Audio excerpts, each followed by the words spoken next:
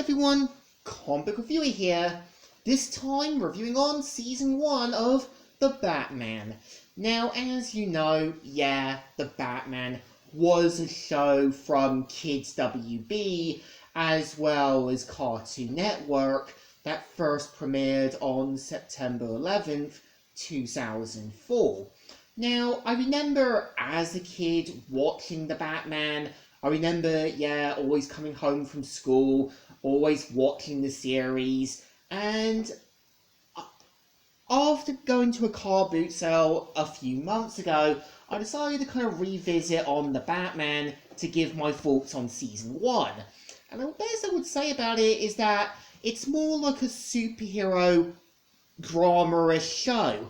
I think, Batman, the animated series, mostly relied on Pulp Fiction, noir, and more sort of down-to-earth stories. I think The Batman is more like a superhero drama show. And the premise of the first season is meant to feature Bruce Wayne, who is just starting out as Batman. And of course, we see with the help of his butler Alfred, we see how they have to deal with dangerous criminals, as well as Bruce Wayne still wanting a normal life, but knowing it's not going to be easy. And I think what I give the show credit is that it knows how to do with the villains. The Penguin trying to rebuild his fortune and restore the Copperpot name. We see how, Kurt Langstrom wants to kind of be something like Batman and even create some mutagen. And we do kind of see how, Mr. Freeze even toys with Batman, making him feel responsible for his creation. And I think what I always give the Batman credit is that when Bruce deals with an actual villain, he actually has to go back to the Batcave, figure out what he needs to do, as well as try to figure out how to beat the villain. And it kind of makes you kind of like giving it this old Power Rangers vibe. Like the Power Rangers having to figure out how to beat the villain, how they're going to do it, and how they're going to kind of stop the bad guy.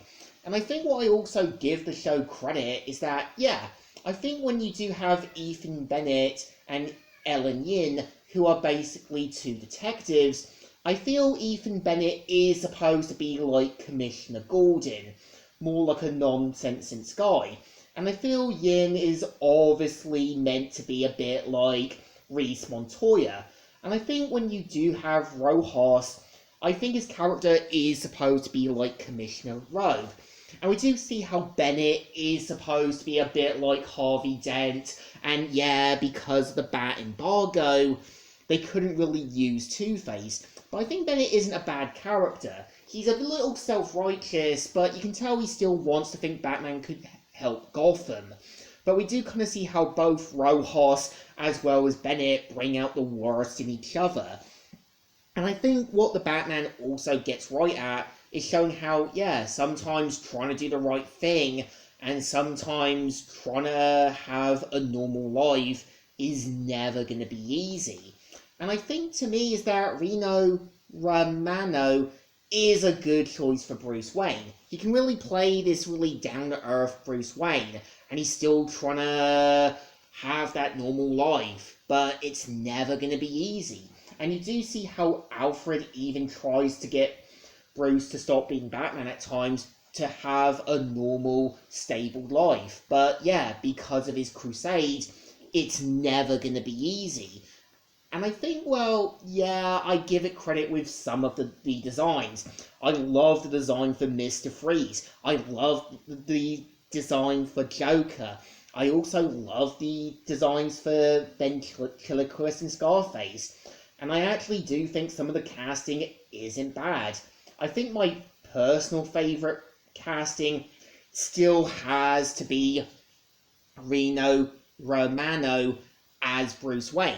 I think Kevin Conroy can play this much older, more gruffer Bruce Wayne and Batman, I think Reno can actually be Batman slightly younger, but not trying to be too enforced.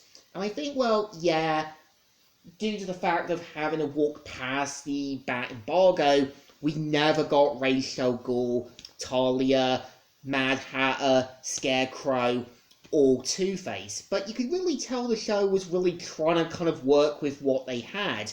And I think Gotham here works because, yeah, it's a little different from a sort of big New Yorkish city, but more something a bit more like New York, Boston, or something else.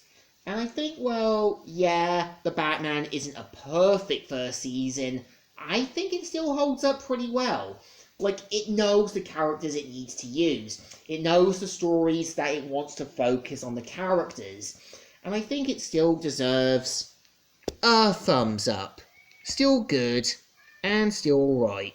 So, Comic Reviewer here, signing out.